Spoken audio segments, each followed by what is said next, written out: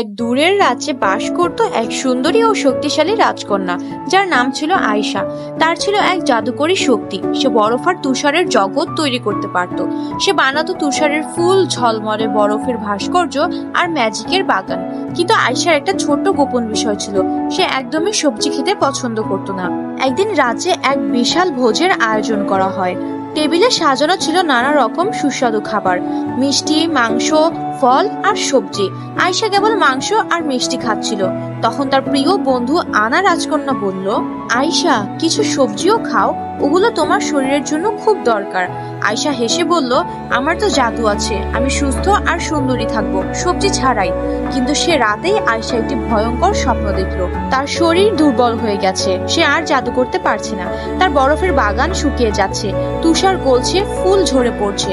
ঘুম থেকে উঠে আয়শা কিছুটা ক্লান্ত অনুভব করলো। সে বুঝলো অ্যানার কথাই ঠিক ছিল। দুপুরে সে সাহস করে খানিকটা ব্রোকলি আর গাজর খেলো। প্রথমবার সবজির স্বাদ তার বেশি ভালো লাগেনি, কিন্তু কয়েকদিন পরে সে দেখতে পেল তার শরীর শক্তিশালী হয়েছে। তার জাদু আগের চেয়েও বেশি উজ্জ্বল। তার বরফের বাগান আবার ফুলে ফুলে ভরে উঠলো। আর সে বুঝে গেল, শুধু মাংস বা মিষ্টি নয়, শরীরকে শক্তিশালী রাখতে সবজি খাওয়া খুব দরকার। এরপর থেকে আয়শা আর কখনো খাবার বেছে খেত না। সে বুঝে গিয়েছিল সুষম খাদ্যই শক্তি আর সৌন্দর্যের আসল চাবিকাঠি।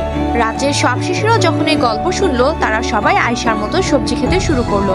তারা চাইলো আয়শার মতো জাদুকরী শক্তি না হোক, অন্তত শক্তিশালী আর সুস্থ হোক।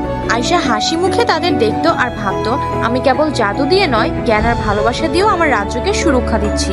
তো ছোট্ট বন্ধুরা, শুধু মজার খাবারই নয়, সবজি খাওয়াও ভীষণ দরকার।